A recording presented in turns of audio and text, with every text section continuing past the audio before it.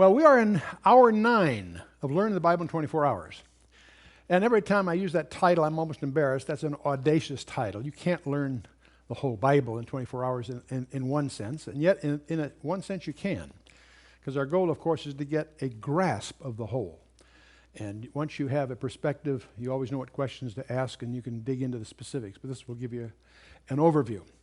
But this particular hour, we've actually budgeted the entire hour for a single book. It's understandable we use several sessions for Genesis and several for Revelation because they're sort of the bookends that tie it all together. But in general, we go through and take groups of books. But there's, on a couple of occasions in our study, we're going to single out a book to go a little bit deeper because it's so pivotal. And the book of Daniel is one of those books.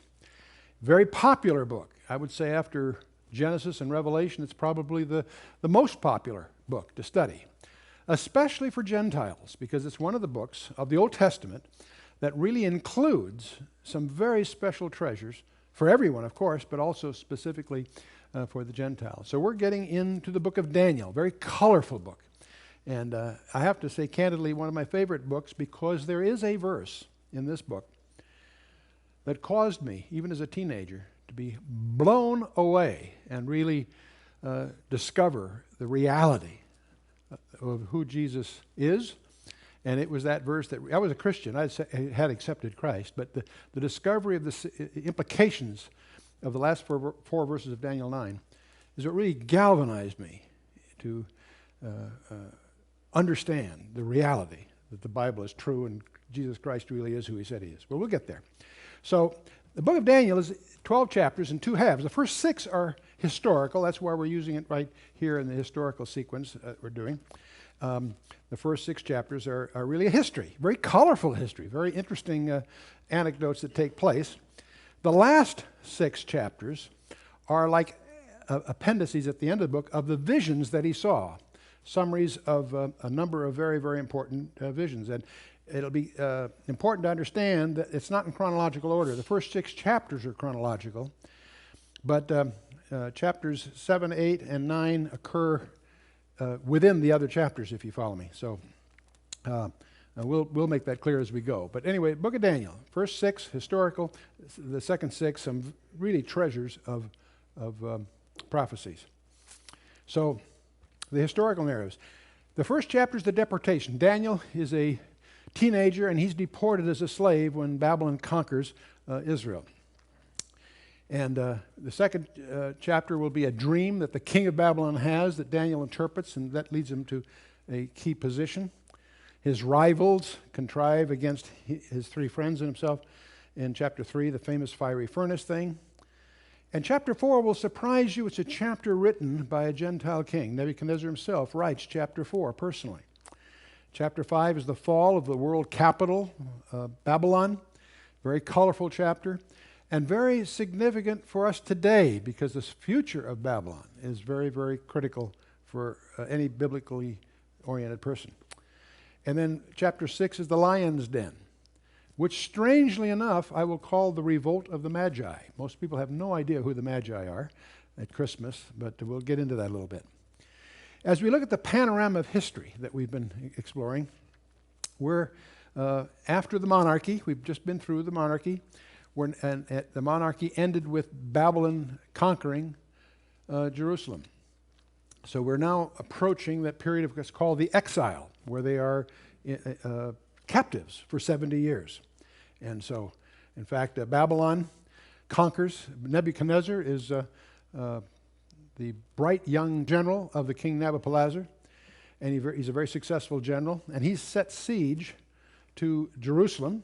And that starts a period of time called the captivity, the Babylonian captivity. And he takes captives, sets up a vassal king to be subservient to him, takes hostages. Daniel and his 3 friends are among those hostages. And Jerusalem then goes and rebels after some years. And Nebuchadnezzar has to set up a second siege. And he replaces that king with his nephew, Zephaniah. And again, they are still captives to Babylon. During this period of time, Jeremiah from Jerusalem and Ezekiel from Babylon are saying, don't rebel, because if you rebel again, God will destroy Jerusalem. And the false prophets convince the king, get him on an ego trip, and he goes ahead and rebels against Nebuchadnezzar. And by now, Nebuchadnezzar's had a belly full of this whole situation. He lays a third siege and takes them all captive and destroys the city. So there are two periods of time in the Bible that were predicted to be 70 years. One is called the servitude of the nation. And it starts, of course, with the first siege, when they were made vassals of Babylon. And it goes for exactly 70 years. And finally, when the Persians conquer Babylon, under Cyrus the Persian, that ends the Babylonian captivity. That ends the servitude of the nation, because, as you'll see, we'll get into it, Cyrus frees them to go home. There's also a period of time called the desolations of Jerusalem, and it's also predicted to be 70 years, and many scholars assume they're both synonymous. It's the servitude of the nation, the desolation of Jerusalem. They're both 70 years, but the desolations of Jerusalem start from the third siege. 2 Chronicles takes us up to the end of the servitude, when they finally get to go back home. The book of Ezra that we'll come into in the next session will deal with this, what's called the post-exile, after they get back from the exile, back from the captivity. And then, now the desolations of Jerusalem, which starts with the third siege, ends when they're able to finally rebuild the city. And they do that under Nehemiah. And Nehemiah, by then, is a cupbearer to the king. It's in charge of the area, Persian king. And he gets permission to rebuild the city. The temples is the problem. They've gone ahead and worked on that during the days of Ezra. Nehemiah comes along and gets the authority to rebuild the city. The decree of Artaxerxes will turn out to be very important to us as we get into this. And that triggers a very, very provocative prophecy in the book of Daniel that we'll be looking at. But it's important to understand that the servitude of the nation starts from the first siege, is 7 years to the day, until Cyrus releases them. The desolations of Jerusalem, the destruction of Jerusalem, was from the third siege. So they're both 70 years to the day, but they're not coterminous. The desolations start with the third siege, and they end with a very particular decree by a Persian king that we'll get into. The book of Esther, which actually in your Bible comes after the book of Nehemiah, we'll take in the next hour. We'll take Ezra, Nehemiah, and the book of Esther, and try to put that in perspective. During this whole period of Babylon, we have Daniel as a prophet. Ezekiel's also a prophet. Daniel gets deported in the first siege. Ezekiel gets deported in the second siege. Also, after the Babylonian captivity is over, during the days of Ezra, we have the prophet Haggai, also preaching in parallel to the issues that emerge in Ezra. And in Nehemiah, we have Zechariah and Malachi, with Malachi closing, of course, the period that either the Old Testament.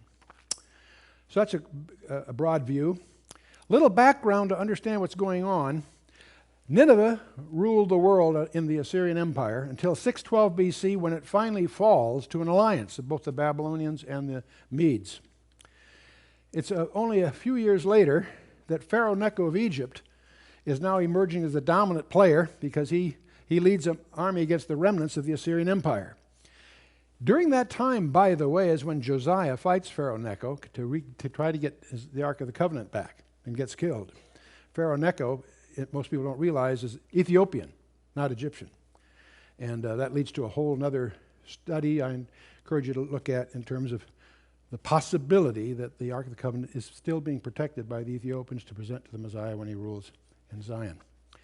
But anyway, 3 years later, there is a famous battle, the Battle of Carchemish, because by then Nebuchadnezzar, the general of under Nabopolassar, the king of Babylon, his son, is a sharp guy. And he ends up defeating Pharaoh Necho at the Battle of Carchemish, which makes Babylon the dominant power in the region.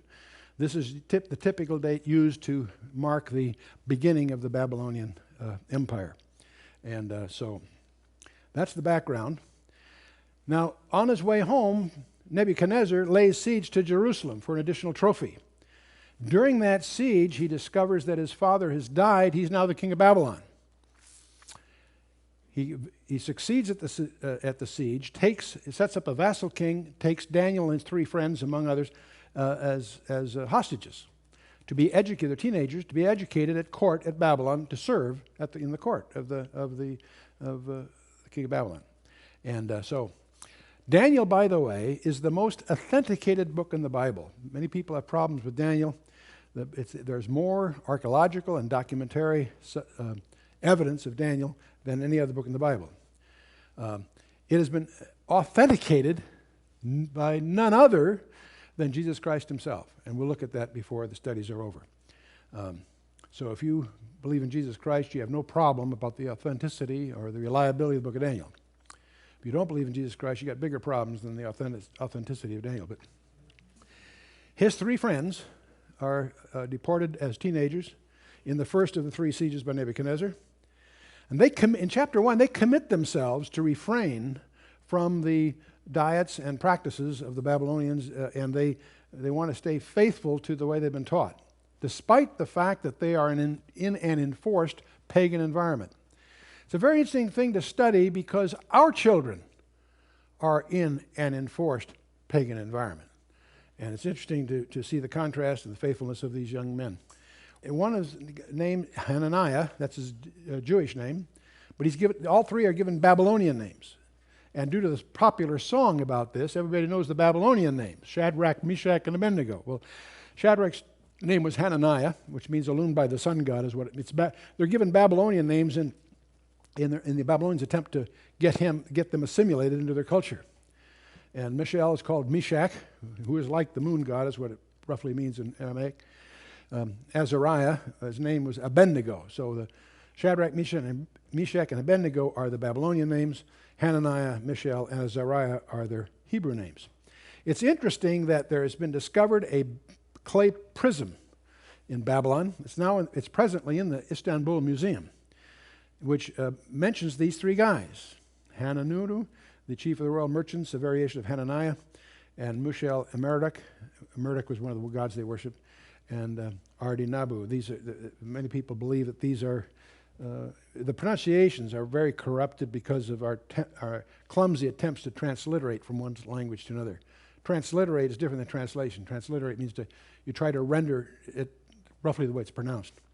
And you'll see some strange ones. But anyway, this is regarded as authenticating the 3. But anyway, so here we have this young king who's just taken over from his father. His father passed away. This young general is now the king. And he inherits the staff advisors, these cronies that advised his father. And he can't tell whether they're really any good or not. So he's defeated the Pharaoh Necho, so he's taking over the throne on his father's death. But these staff advisors, he doesn't know whether they're any good or not. One night, Nebuchadnezzar has a very troubling dream, and he uses the dream as an opportunity. On the one hand, he's troubled. He wants to know what it means. But he also uses it as an opportunity to see if these guys really have any unique skills. So he insists that they interpret it, but he won't tell them what the dream is. And they're upset about that, because if he'll tell them what the dream is, they'll contrive some kind of explanation. But he won't do that. In fact, he believes they're stalling for time. They're not giving an answer one, so off with your heads. In other words, he knew how to reduce head count when it wasn't being productive. So he's really using this as a test, and of course he puts out the word. Now, what obviously happens, when you read chapter 2, Daniel is in the job category that's been wiped out. Everybody in that job description was to be killed. And when Daniel gets the word, when the word comes down, that's what's going to happen. He goes to a supervisor, Arioch. He says, "Give us a chance at it, and we have a God that'll help us," and so forth. And so Arioch, what Daniel does, he goes to his 3 buddies and says, "Boy, we have a prayer meeting tonight, guys, because tomorrow off with their heads otherwise." And so anyway, they go to Arioch. Arioch arranges for them to present to the king the results. And chapter 2 is one of the most dramatic chapters in the Bible, because you've got these skeptics whose lives are at risk in the back row watching all this. And here's these 3 or 4 young guys. Daniel comes up, and he explains to the king what his dream was, and he also interprets what it means. So this is not subject conjectures. Daniel will interpret the dream for you. But obviously, Nebuchadnezzar is profoundly impressed, and he elevates Daniel to to high office. And so, now the dream that Nebuchadnezzar had, in his dream, Daniel explains, that he saw a metal image, a very tall metal image. The head was of gold, the arms and chest was of silver, the belly and thighs were of bronze, and the legs were iron, and the feet were also iron mixed with clay. And as you will discover, there are 4 different metals here. The 4th one has a second phase where it has something added to it. We'll get to that when the time comes. And then what happens is a stone cut without hands, hits it at the base, and that stone grows into a mountain that doesn't only just fill that region, but it fills the entire world. Pretty strange dream. If you had that kind of a dream, you'd probably be pretty troubled too. Well, Daniel goes ahead and explains it. He says, "You, king, are this head of gold, and but you're going to be succeeded by someone else." And what he lays out, what the metal image turns out to be, is a timeline of the great empires. Babylon first, Persia the next, then Greece, and then Rome. But Rome apparently is in 2 phases, because it's going to break into pieces, and then those pieces are going to recoalesce into a second phase of that first empire. So we'll call it, for our purposes, Rome phase 1 and Rome phase 2. And most scholars recognize that Rome in those 2 phases are represented by the iron and the iron mixed with clay. We're going to discover in a subsequent vision the same information that in effect supports this same view. We'll get to that when we get to chapter 7.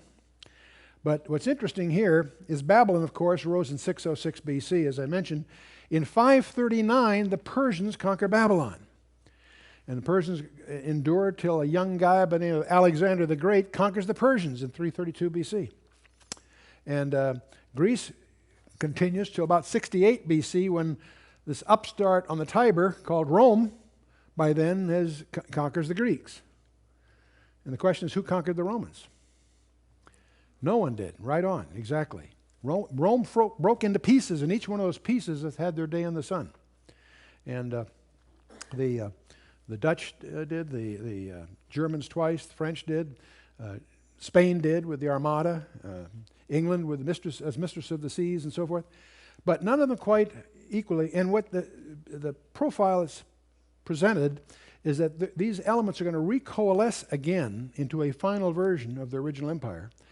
And that will be the last empire on the planet Earth, because, I should say next to last, because that's the one God intervenes with and sets up his own kingdom.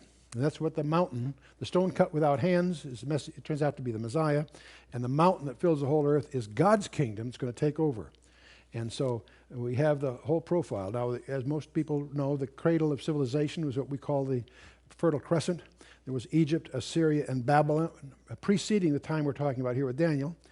But in Babylon, there was a city called Babylon that then conquered the area, and brings us contemporaneous with Daniel. But after Babylon, of course, will come the Persians. And the Persians not only conquered, but expanded their holdings substantially. And then this young guy, in a matter of just a few years, conquers the Persians. And Alexander the Great, a very incredible career. And when he dies, the empire gets divided.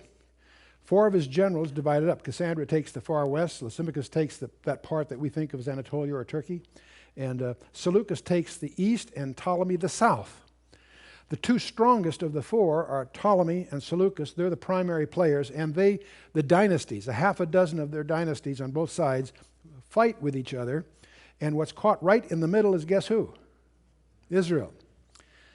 Now, many people talk about the period between the Old Testament and the New Testament as the silent years. And that's true in a sense, and yet it betrays a lack of understanding of the book of Daniel. Because in Daniel chapter 11, the history from the Old Testament through the New Testament is written down in advance in chapter 11. And we'll discover the so-called silent years are detailed in advance in Daniel 11. Interesting book.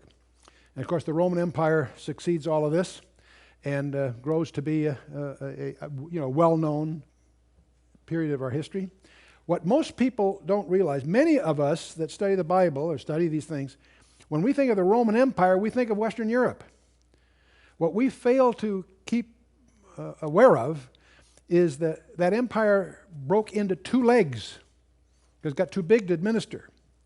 So Diocletian divided it into two legs.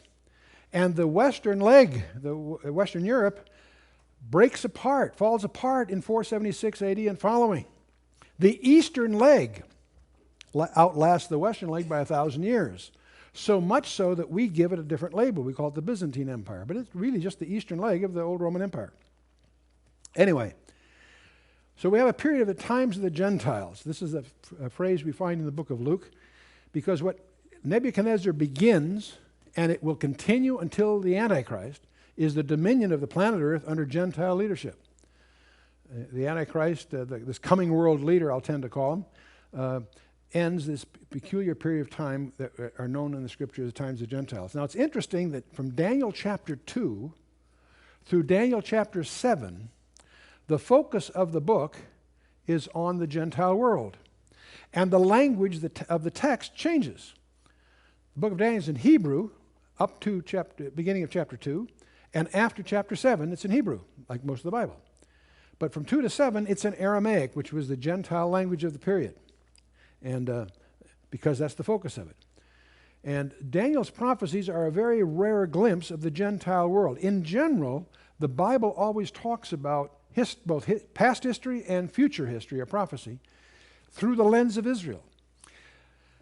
But we have a gift here, a very unusual gift, because Daniel's prophecies are going to focus on the Gentile world. It's an exception in the Bible. As I say, most of it's different, but from Daniel 2 through Daniel 7, the focus, the center of interest, is the Gentile dominion. And he writes all this down in advance. And now the times of the Gentiles, don't be confused by that phrase, because there's some other similar phrases that are not quite the same thing. The times of the Gentiles began with Nebuchadnezzar, and they'll end with this coming world leader, who will be displaced, of course, by the Lord Jesus Christ setting up his kingdom, the line of the tribe of Judah, the root of David. Now, it's frustrating to have to go through Daniel so quickly, because Daniel 2 itself is so dramatic, but we'll keep moving here. As you can imagine, these guys that got upstaged by Daniel and his three friends are looking for an opportunity for revenge. And we get to Daniel chapter 3, and these guys apparently have fanned Nebuchadnezzar's ego, so he issues a very unusual order.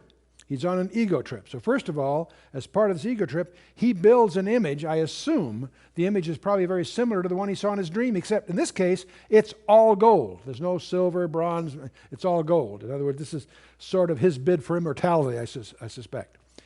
And he orders, when certain music is played, that everyone is to bow down and worship his image. And anyone that doesn't is going to get killed.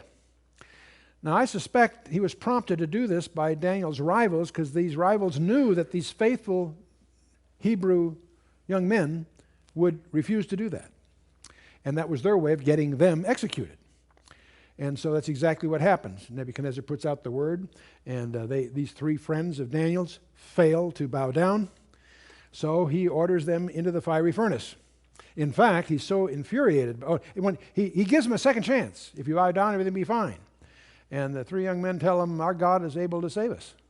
And if he isn't, up yours, O king. This is really their attitude. So he's so teed off, he orders the furnace turned up 7 times its usual heat. In fact, so much so the guards involved get consumed doing it. But in any case, they throw these 3 young men in there. But then Nebuchadnezzar goes to look, and he's shocked because he discovers they're not. He says, didn't we throw 3 guys in there? There's 4 in there. And it's one of those strange appearances of the Old Testament of apparently the Son of God being with them, with the other 3. So there's a visitor with them. So he orders them brought out, and the only thing that's been burned on them are the bindings. They're unharmed. And so now this is a very, very famous event, of course, and the fiery furnace event. But many scholars notice something else. So often in the Bible, you'll find a narrative, an actual event that happened, detailed, but it also tends to model or foreshadow something larger in the future. We call that a foreshadowing. It's called a type. There's a typological conjecture here. And the typological conjecture would suggest that this image, we know from the book of Revelation there's going to be a final world leader. And he's going to have an image that he's going to force people to worship. Those that don't worship will be put to death. So we think, gee, there's a foreshadowing here. And the fact that it's 6 cubits wide and 60 cubits high is suggestive. The 666 is even hinted at here. Well, and that may have some, and fire is often used in the Scripture as an idiom of judgment. But if that's the case, the question that gets surfaced here is, where was Daniel? Where was Daniel? Because he's missing. But many people don't notice in chapter 3 this very familiar story, but Daniel's not among them. And so there's 3 possibilities. One possibility is Daniel must have yielded to the king's challenge. He must have bowed to this image. How many think so? Absolutely not. Absolutely, you're right. The other thing is maybe somehow Daniel was exempted from the accusation by his enemies. Somehow I don't think that's true either. The third possibility is the reasonable conjecture, and that's that Daniel was removed from the situation somehow. I suspect that since he was so senior for the king, he was like virtually prime minister, that he was sent on some errand for the king, some foreign assignment to go do. He's on some kind of a trip. And that's what his enemies took advantage of to try to get his 3 buddies executed. The point is that Daniel doesn't explain why, but Daniel's not in this situation. And so many people that make a point of that it's kind of interesting that there's apparently a privileged believer removed before the judgment. And so I wouldn't make doctrine from that, but I think it's interesting to observe. Well, chapter 4 is a surprising chapter because Nebuchadnezzar writes the chapter himself. He writes it and has it posted throughout the entire world that he controls. He ends up having a second dream in which there was a great tree that was hewn down. I'll give you a brief version of it. It was cut down after 7 years. And Daniel interprets the dream to him. That the dream, he's the dream, he's the guy. And Nebuchadnezzar's on the ramparts of Babylon and taking pride. Look what I have done. He's on a big ego trip. And that's exactly what the dream was anticipating. Because of pride, he would have a 7 years in the penalty box, so to speak. And a year later, he's again on this parapet bragging about what a great king he thinks he is. And he's stricken with a mental derangement, a form of lycanthropy, where he is literally eating grass. And according to the Hebrew records, a Talmud I think it is, Daniel was his nurse during those 7 years. At the end of the 7 years, he's cured of that, but he also recognizes and acknowledges that it was a fulfillment of the dream that he had himself a year earlier. And so he writes the chapter. He recovers and he publishes his personal testimony throughout the entire world. And I personally, from reading chapter 4, will not be surprised when in heaven if I run into Nebuchadnezzar. I think he's a saved person, interestingly enough. He had a very intimate relationship with his friend Daniel. They were very close, apparently. But anyway, the reason he's so prideful, you need to have a little perspective of Babylon. The city of Babylon, of course, was fed by the Euphrates. It straddled the Euphrates virtually. And it had a double wall system. If you look at just the Babylon proper, it has a double wall and a moat, and they had 250 watchtowers, 100 feet higher than the wall itself, and there's a banquet hall involved. I'll show you where some of this stuff is. That's the town itself. There's a processional way up at the top, and there's the Tower of Babel that's featured in Genesis 11, the Temple of Marduk, and so forth. The king's palace is going to be the scene of the events in chapter 5. And that building has been rebuilt. Saddam Hussein has even used it for affairs of state. But notice how the river Euphrates goes through the city to provide it water in case of a siege, but that water feeds the moat that protects the city.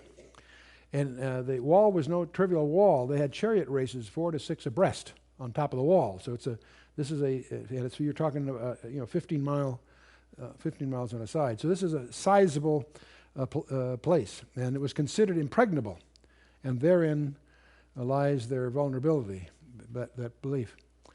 Now the kings of the Babylonian Empire, after Nabopolassar, of course, had Nebuchadnezzar as his son that established the kingdom, and he has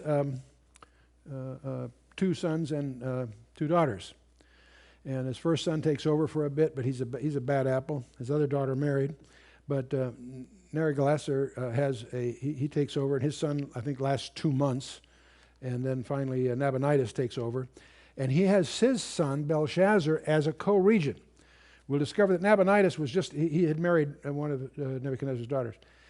He is just not interested in Babylon. He's off in foreign intrigues down in Arabia and doing other things. In fact, he had not been in town for 14 years when it finally falls. And that's worth understanding because there's a huge discrepancy. The secular world had all kinds of evidence that Nabonidus was really the king of Babylon when it fell. And that's why the Bible couldn't be correct. Well, they discovered more recently things that pointed out that Belshazzar, his son, was reigning at the time exactly the way Daniel says. So not only do we know that Daniel wrote that chapter 5 was correct, it had to be by an eyewitness, we know now. But Daniel 5 is the fall of Babylon. Very, very colorful amount of history here.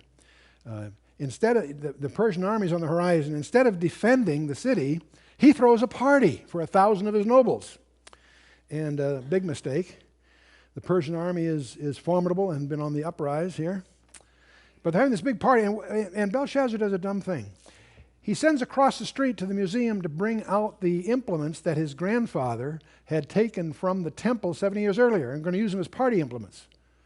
Well, that's just guaranteed to anger God even further. So what the party is doing great until they see the fingers of a man's hand writing on the wall.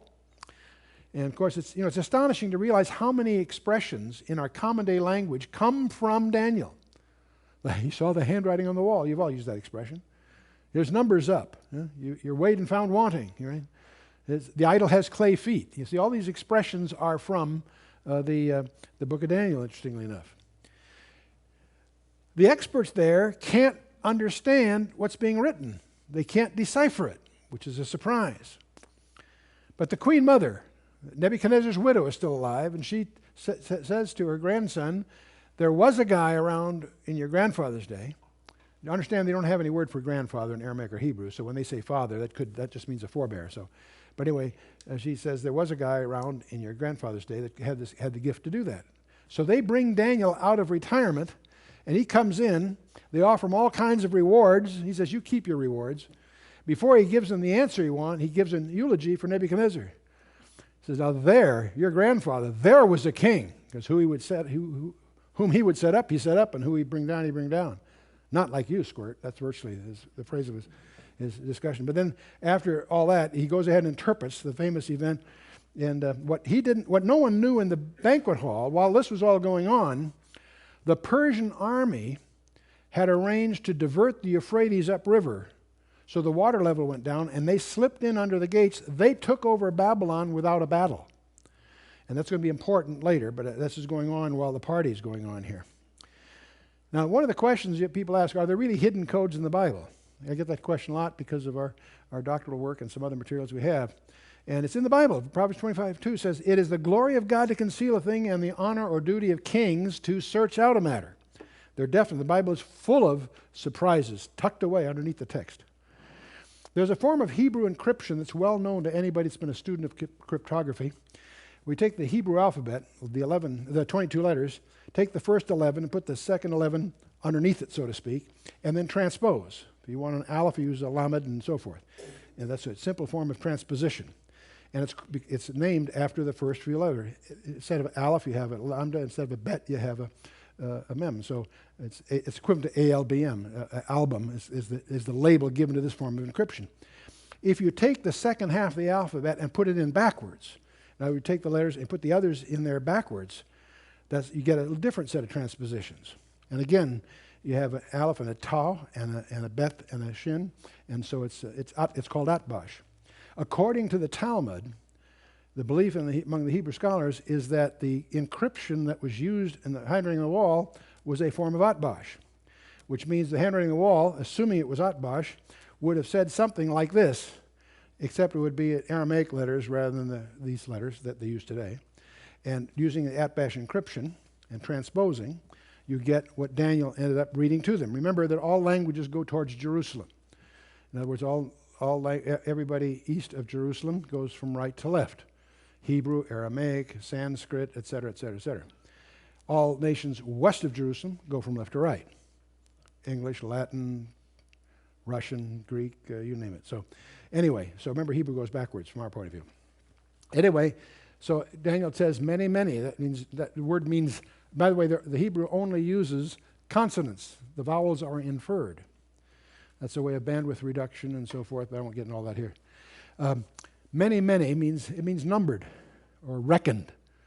And he interprets it. He says, God hath numbered your kingdom and finished it. The way we would abbreviate that, your number's up. Okay?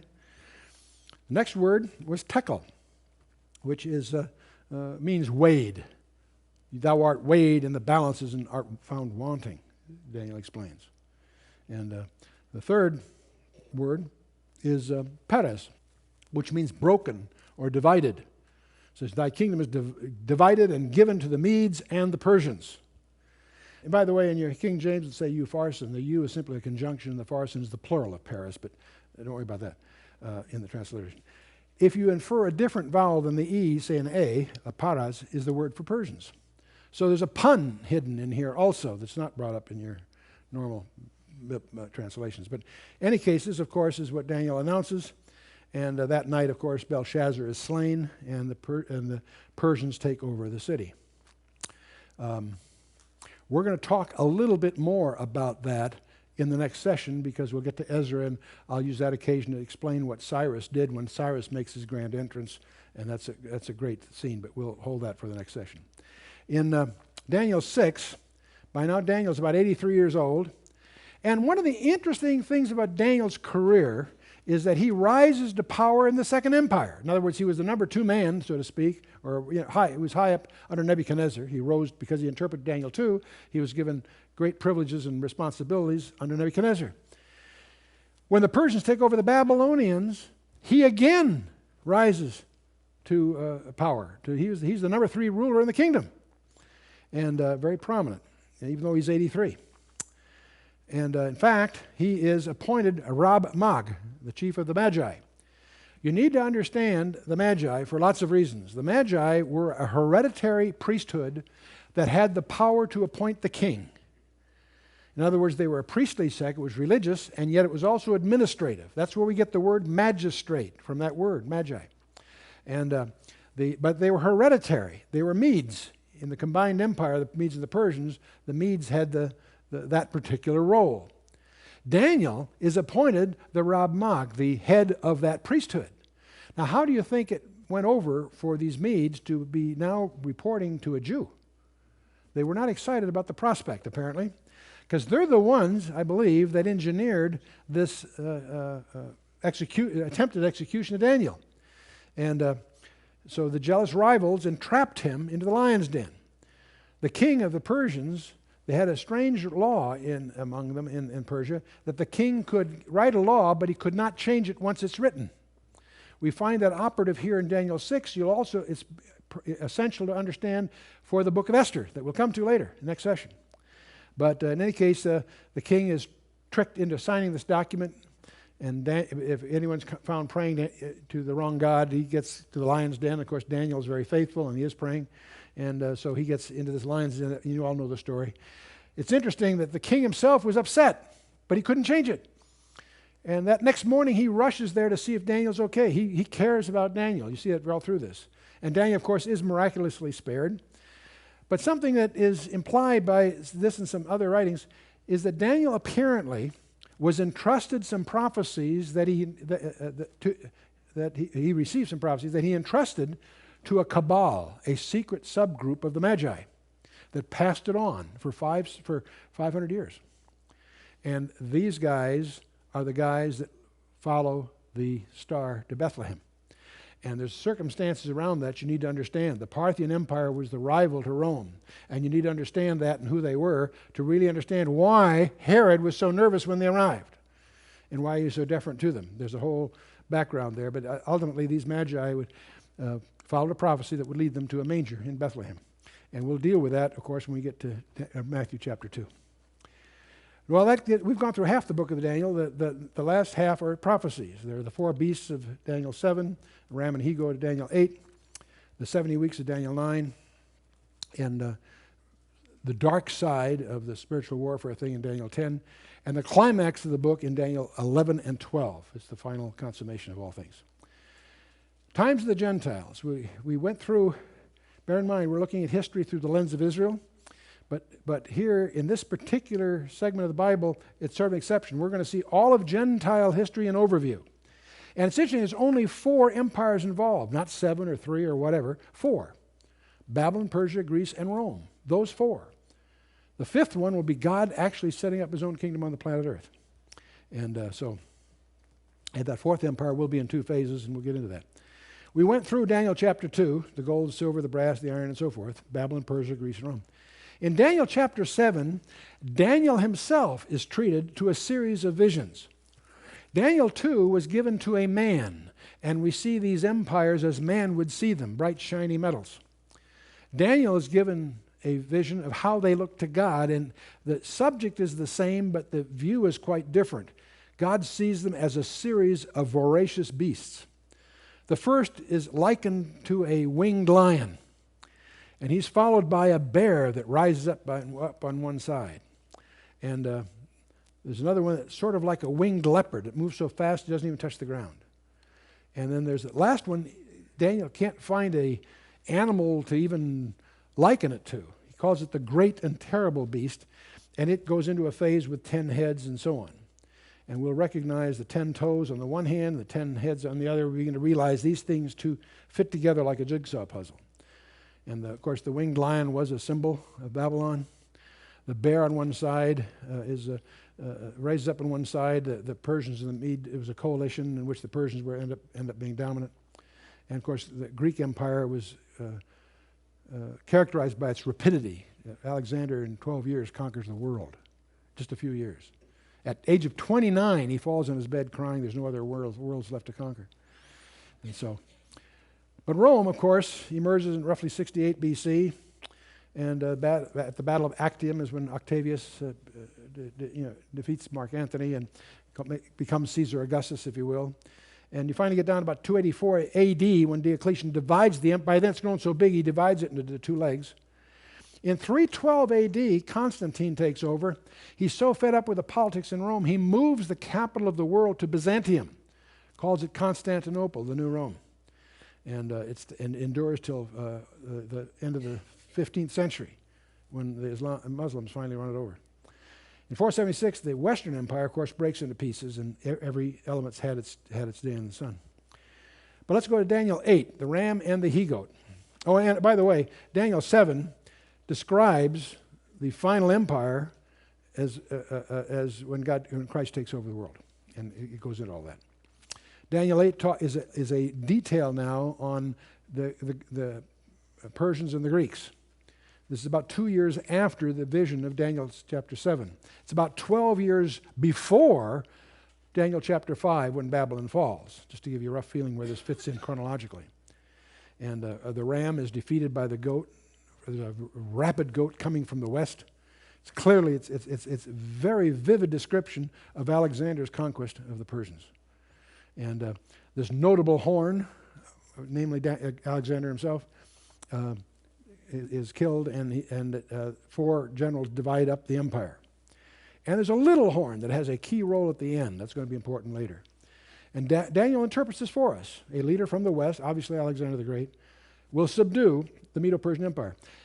Alexander the Great crosses the Hellespont with 35,000 troops, and he's fighting a powerful army in the hundreds of thousands. And he, in a series of 3 battles, wins, takes them on. He was a genius, an incredible general, and he would be out there leading his troops. And he turned several of those battles from defeat to victory by his personal involvement. Absolutely legendary series of events that are well documented, and there's obviously a lot of popular movies coming out about it and so forth. And so the one-horned goat was the symbol of the ancient Macedonians. In Aries, the ram is the symbol of Persia. Capricorn, the symbol of Greece. And in May 334, he crossed the Hellespont with 35,000 troops and first defeated the Persians at the Granicus River. And then a year later, he finds himself at the Battle of Issus and wins that one. And the final big one was Gaugamela, October 331 BC, which establishes the Greek Empire as the dominant guys of the block here. When Alexander dies shortly thereafter, he makes Babylon his capital. He finally dies. By the way, he conquers all the way to India.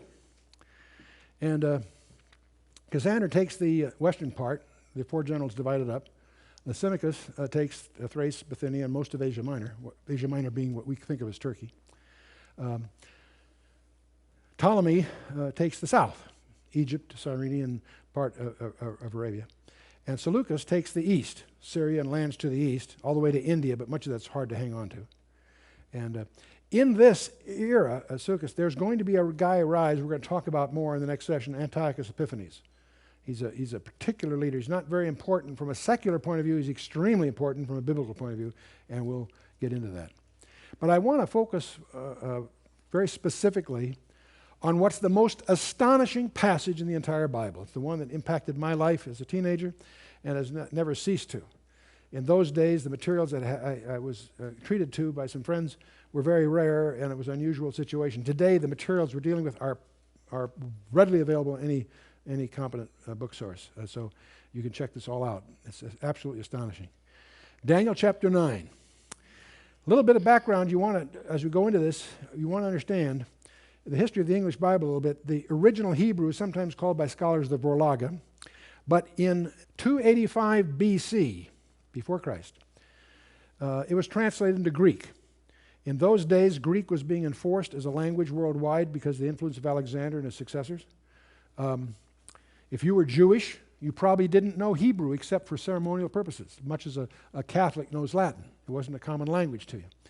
If you were Greek, if you were a Jew that was living in that world, you spoke Greek, you had a desire to have your scriptures in your natural language, Greek. Well, under Ptolemy Philadelphus, in Alexandria, the primary literary capital of the world in that time, he funded the translation of the Old Testament, the Hebrew Tanakh, what we call the Old Testament, into Greek. It took 15 years. And we call the result of that work the Septuagint. It involved 70 scholars, some say 72 scholars, the best they could find to do the translation. And so they call that translation the Septuagint, fancy word for 70. It's usually abbreviated in Roman numeral 70, LXX. But the point is, we have that work product.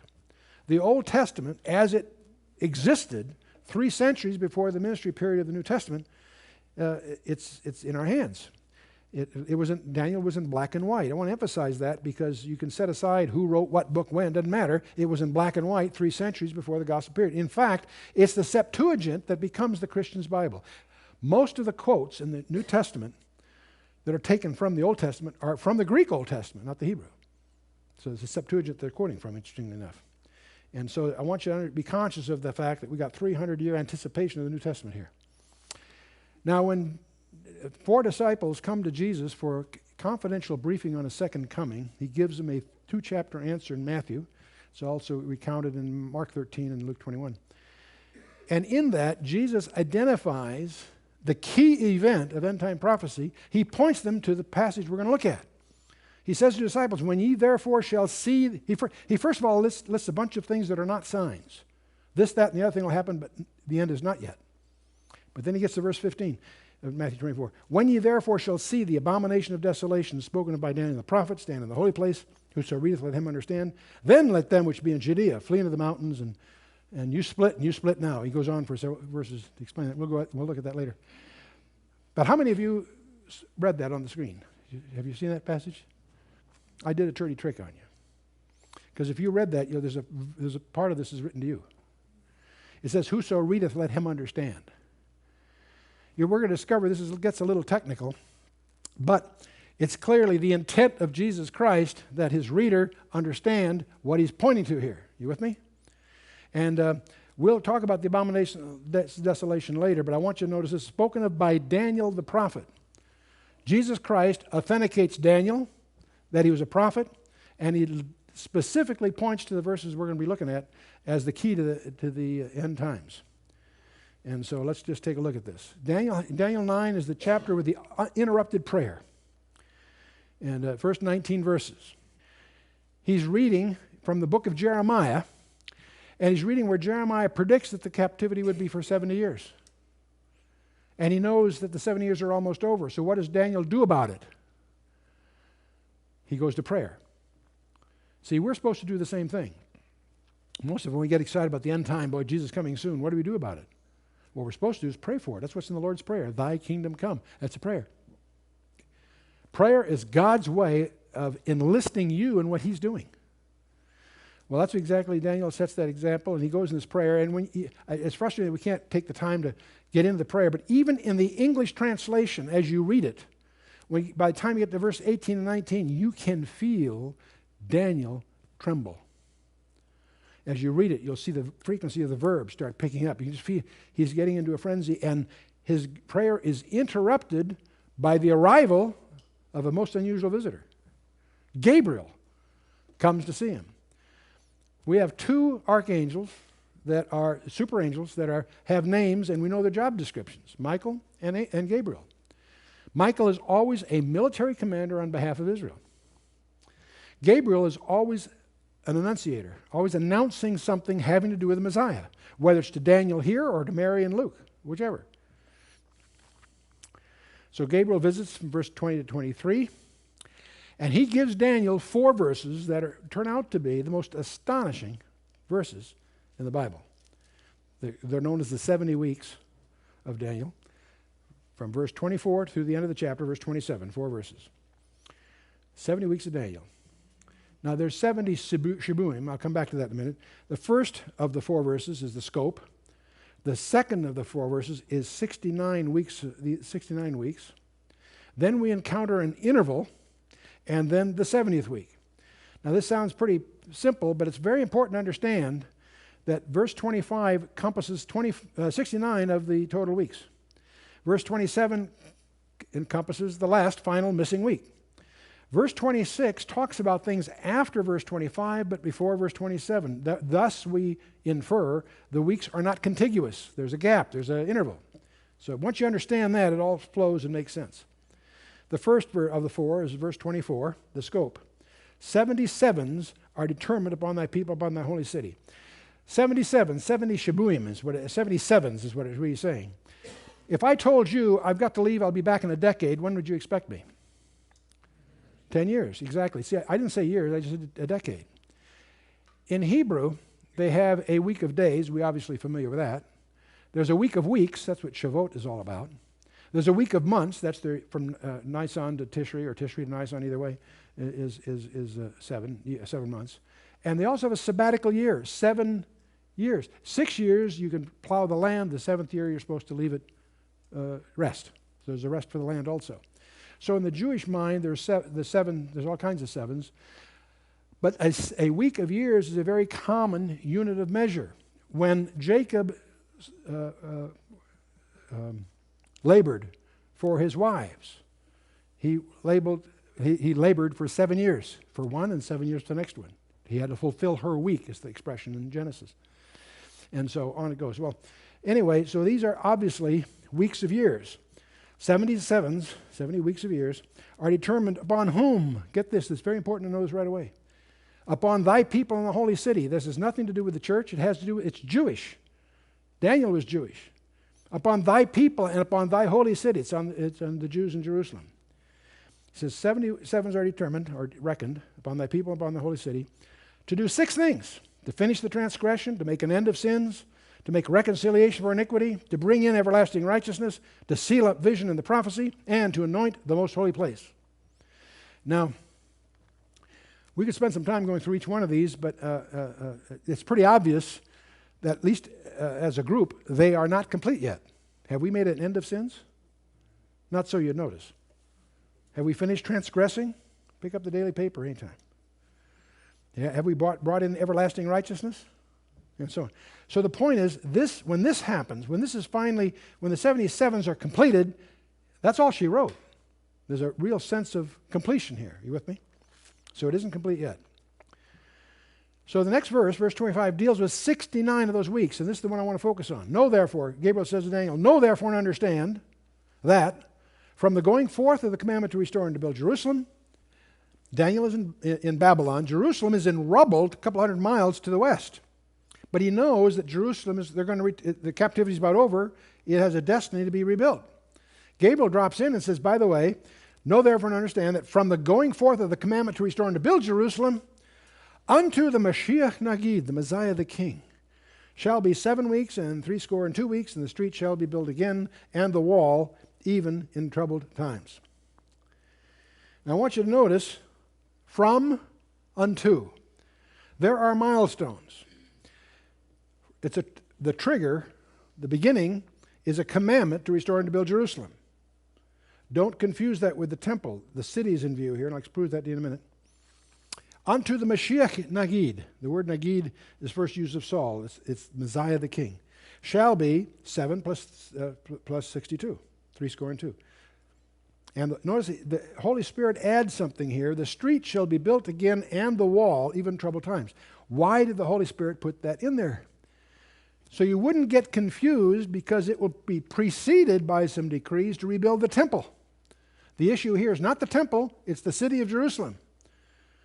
The 77 are determined upon thy people and the holy city, right? Okay.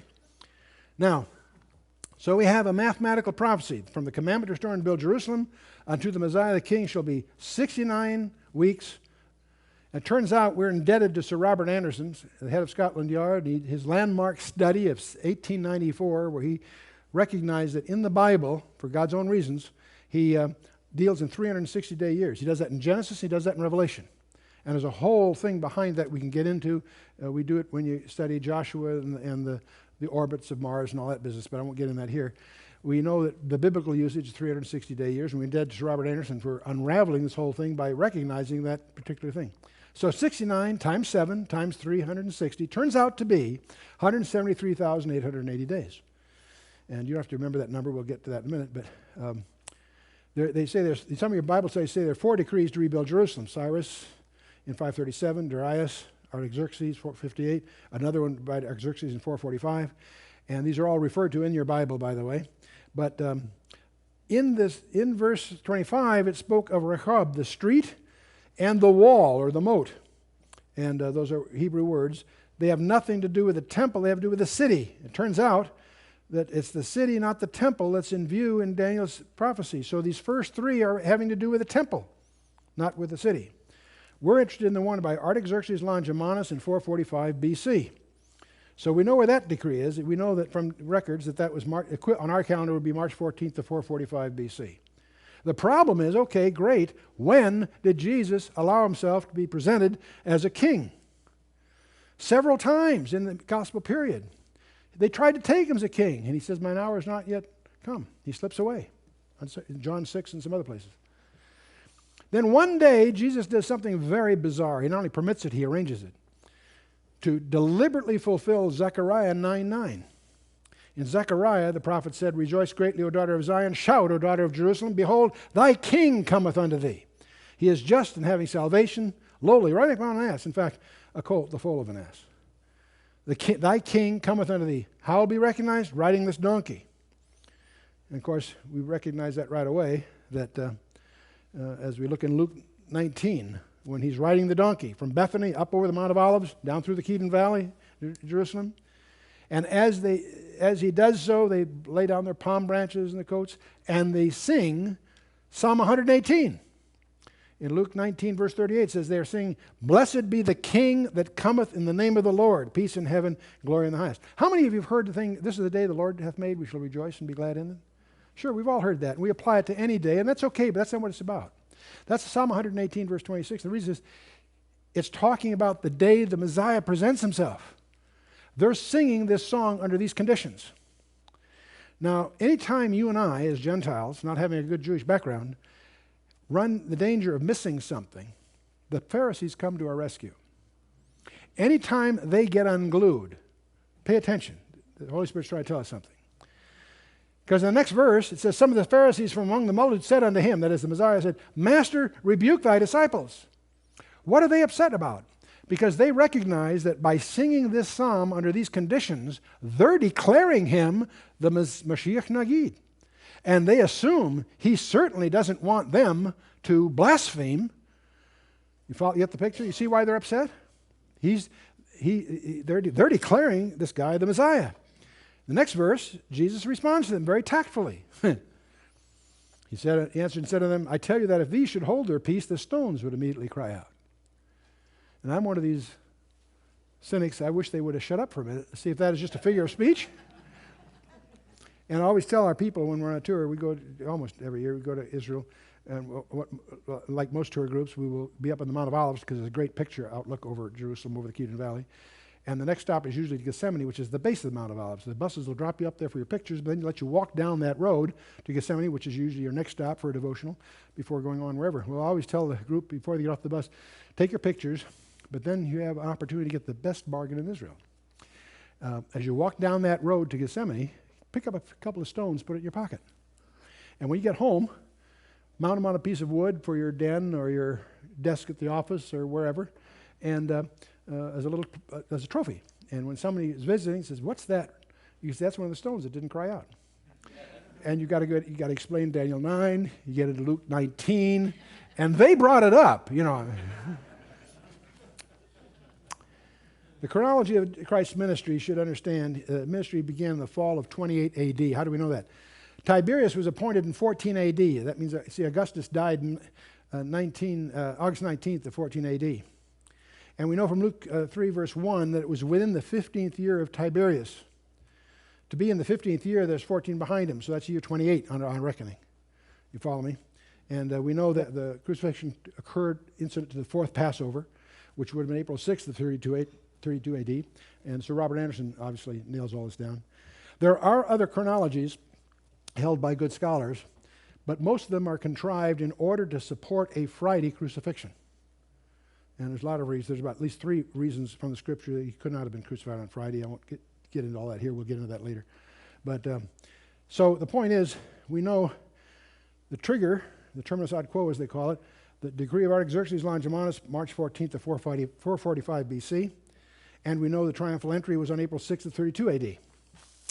What's interesting about this is the Septuagint translation of the Old Testament occurs roughly a third of the way there between the two. And in other words, 300 years earlier, the translation is in black and white. So this is not contrived by some rabbis. This was in black and white before it happened. Well, from 445 BC to 32 AD is 173,740 days if you go through the arithmetic. From March 14th to April 6th, another 24 days. And if you go through the leap year calculations, there's another 116 days to deal with. It turns out that adds up to, guess what? 173,880 days. What was Gabriel's margin of error? 5 centuries in advance, he predicts the exact day that Jesus Christ presents himself as the Mashiach Nagid to Jerusalem. When you think that through, that is staggering proof of just who Jesus Christ is. He is the Messiah of Israel. If you want a Messiah of Israel, it has to be somebody that was killed before this date and conforms to all the other specifications.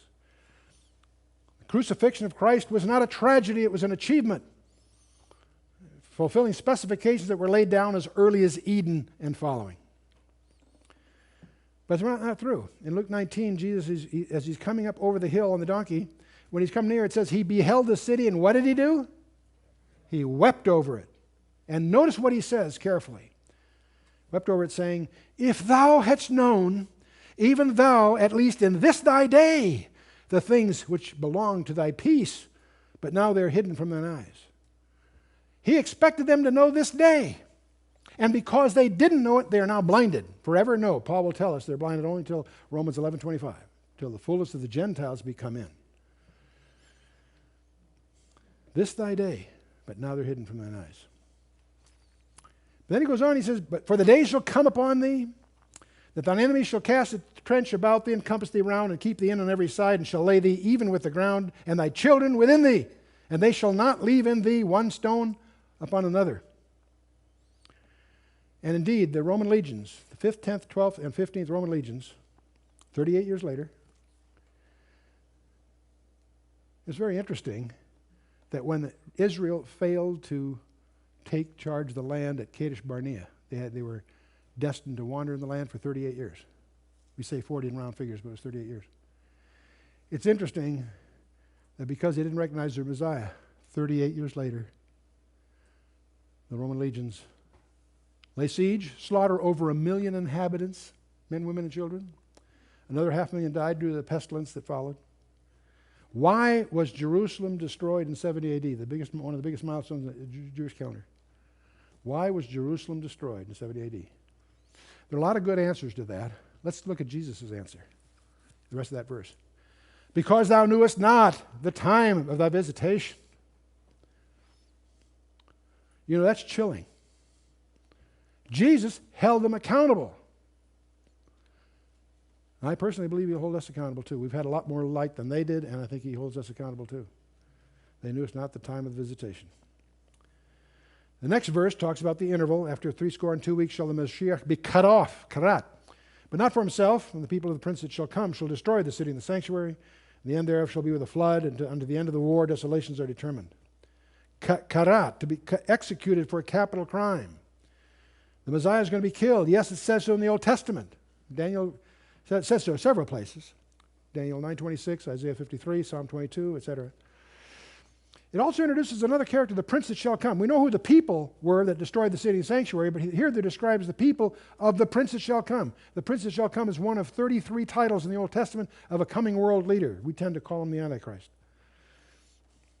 Who are the people of the prince that come? The Romans. That's why we think the prince is a Roman. That doesn't mean he's from Western Europe. We have other evidence to indicate that he's an Assyrian from the Roman Empire as it's extended in the old days. So we have this interval during which the crucifixion takes place. It takes place 4 days after the event of the donkey. Temple is destroyed. More than 38 years, we've got 2,000 that we've experienced before the 70th, this last final week. So this interval, by the way, is implied in 24 different verses throughout the Bible. The 24 is a very interesting number because it's also a symbol of the church from Revelation. The interval is defined, as I mentioned, from Luke 19:42 to Romans 11:25. And it's the period of the church. That's an era that's kept secret in the Old Testament pretty much, that Paul explains in Ephesians 3. The church was born at Pentecost, and there are prerequisites for the church. The atonement, the resurrection, and the ascension all had to precede it. Spiritual gifts are only given after the ascension. So there's a whole ecclesiological, study in ecclesiology necessary here. But let's move on. The last verse of Daniel 9, and he, that is the prince that shall come, if it's the pronoun always refers to the last mentioned antecedent, which was, of course, the prince that shall come, shall enforce the covenant with the many, it's an idiom for Israel, for 1 week, the final week. And in the midst of that week, he will cause the sacrifice and the oblation to cease. That causes to infer that somehow the covenant that he's enforcing allowed them to indulge in their sacrifice and oblations. So we know the temple's standing by the time you get to the middle of the week. We don't know when the temple's built. It could be built during the first half of that week of years or even earlier, who knows. But he desecrates it here. He causes the sacrifice and the oblation to cease. Paul details this for you in 2 Thessalonians 2 and elsewhere. And for the overspreading of abominations he shall make it desolate, even unto the consummation. And that determined shall be poured upon the desolate. And so ends Daniel 9. In this verse we find time, times, and half a time. We find that in Daniel 7:25, Daniel 12:7, Revelation 12:14. So the half weeks are called 3.5 years some places, 42 months other places, 1,260 days. The Holy Spirit's done everything. It's the most documented period of time in the Old Testament and the most documented period of time in the New Testament. This strange 2 half weeks of years. And so, in fact, every detail in the Scriptures by design. When you get to John 10, right in the middle of John 10, the Jesus is giving us the Good Shepherd discourse. But right in the middle it says it was Jerusalem at the Feast of Dedication, and it was winter. And if you're a normal human being, you go on and read on. But if you've been to one of my Bible studies, you're no longer a normal, well-adjusted human being. You know that everything is there deliberately. Why did the Holy Spirit want you to know that it was in Jerusalem, the Feast of Dedication, and it was winter? Well, what dedication could that be? Solomon's temple was dedicated in the fall, according to 1 Kings 8. The second temple, Zerubbabel's temple, was dedicated in the spring, according to Ezra 6. What temple occurred in the winter? The rededication of the temple on the 25th of Kislev, when celebrating the rededication subsequent to Antiochus Epiphanes desecrating it. That happened 2 centuries before Jesus made the remark, and we're going to talk about that. There's a very peculiar event called the Abomination of Desolation that we'll talk more about in the next session. It ushers in a period of time, a time of trouble as the world has never seen to that time or ever would see again. And Jesus himself labels it the Great Tribulation by quoting from Daniel 12. And the 2 halves of that week, as I say, are documented many, many times over. And Jesus says that in this discussion with the disciples, there shall be great tribulation such as not since the beginning of the world this time, nor ever it shall be. And except those days should be shortened, there should no flesh be saved. But for elect's sake, those days shall be shortened. He's quoting from Daniel 12. We haven't gotten there yet, but it says, that time shall Michael stand up, the great prince which standeth for the children of thy people, and there shall be a time of trouble such as never since there was a nation, even to that same time. And at that time thy people shall be delivered, every one that shall be found written in the book. And Jesus says in another place, in Hosea, he says, I will go and return to my place till they acknowledge their offense and seek my face. In their affliction they will seek me earnestly. In order for him to return, he must have left his place, right? So even though that's in Hosea, last verse of chapter 5, it's obviously referring to the return of Jesus Christ. And of course, the end of the week, of course, we have the second coming, and we have the gathering of the church, and there's a number of different views. Some feel that the gathering of the church is at the end of the 7 years. Some feel it's in the middle. Some a little later than the middle. We hold the view ourselves that it's before the 70 week even starts. In fact, by a short distance ahead, probably. There are good scholars supporting each one of these, and we will discuss the pros and cons of each one of these later in the study. But we do know that 69 weeks are behind us. The 70th week, we believe, for lots of indicators, are not far away. So it's an exciting time. You might be interested to know that the 490 years that are represented by the 70 weeks is the fourth such period in Israel's history. Because if you take the period from Abraham to the Exodus and subtract out the years that they were in disfavor, it was 505 years on the one hand, but just take out the 15 years that Ishmael was a usurper, in effect, you have 490 years. If you go from Exodus to the temple, it's 601 years, but if you subtract out the servitudes of the judges, which are 111 years, you again get this interesting number of 490 years. You go from the temple to the Edict of Artaxerxes, you again have 560 years, but you subtract the 7 years of the Babylonian captivity, you have again 490 years. And of course, from Artaxerxes to the first advent, the 69 weeks plus the 70th week, we don't know the interval. The interval Israel's set aside for the moment. So this is, I think, was first noticed by Clarence Larkin back in 1919, but it's an interesting possibility. I share it before you. Daniel 10 will give us a glimpse of the dark side, a very brief episode here. It's a prelude to the final 2 chapters of the book. Daniel fasts for 21 days. An angel is sent. When he gets there, he points out he was withstood for 21 days by a creature called the Prince of the Kingdom of Persia, one of Satan's hosts. And he can't get through until Michael comes and helps him. When assisted by Michael, the chief prince, and he's explaining to Daniel, he's going to give him a subsequent vision. That'll be Daniel, the last 2 chapters of Daniel 11 and 12. And then he'll have to go back and deal with that, the prince of Persia, and then he'll also have to deal with the prince of the power of Greece.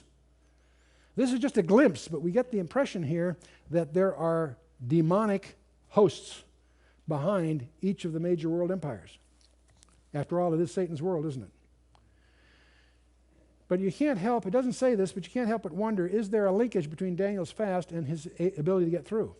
Daniel fasted for 21 days. He was sent when Daniel started, and he gets through after the 21 days to give him these visions that are coming. You sort of wonder, what would have happened if Daniel had stopped his fast after 19 days? Is there a link between them? We don't know. It's suggested, isn't it? Of course, anyway, the empire gets divided in chapter 11, and we have the detail, as I mentioned to you before, of the period between the testaments. And I won't take you through these, but there's a half a dozen Ptolemaic dynasties that fight with half a dozen Antiochus dynasties, and they're so deep, the first verses 5 to 35 are so detailed that the experts have had to try to say that Daniel must have been late dated. And it was in Ptolemy Philadelphus, by the way, that the Septuagint was translated and so on. But so the detailed profiles there, and it also includes the last few verses give us a detailed background on this coming world leader, which we'll be taking up in a subsequent session. But the Bible has over 8,000 predictive verses on almost 2,000 predictions on over 700 different matters, according to one categorization by J. Parton Baines in Encyclopedia of Biblical Prophecy. In other words, the Bible is largely prophetic. And as we look around the world today, we see major themes in Israel, Jerusalem, the Temple, Babylon, Russia, the rise of China, the emergence of a European superstate. While all this is going on, tied towards ecumenical religion. Let's all get together. A global government tide on the horizon. And of course, the rise of the occult. Each one of these is predicted in the Scripture. Each one of these is measurably emerging on the horizon. Not one of them. It's not some one little thing. It's all of them, the tide of each one of them is clearly setting the stage for the big climax coming. Check it out. And the more you know about your Bible and the more you know about what's going on in the world, the more you'll begin to see that we are converging to the big climax. And the ultimate issue, of course, is that you and I are in possession of an extraterrestrial message. And it portrays us as both the pawns and the prize of an unseen warfare. And our eternal destiny depends upon our relationship with the ultimate victor in this cosmic conflict. Where do you stand with respect to him? Now, in the next session, we'll talk about the decree of Cyrus. That's a very colorful thing. It'll blow you away. And we'll talk about Ezra, the rebuilding of the temple, and the book of Nehemiah, which focuses on the building of Jerusalem. And we'll talk about one of the most colorful dramas in the Bible, the book of Esther. It'll have some, it's quite a drama, very colorful. It also, hidden underneath the text, are some surprises that we'll share with you. And then we'll talk a little bit about the intertestament period in the next session. Stay with us.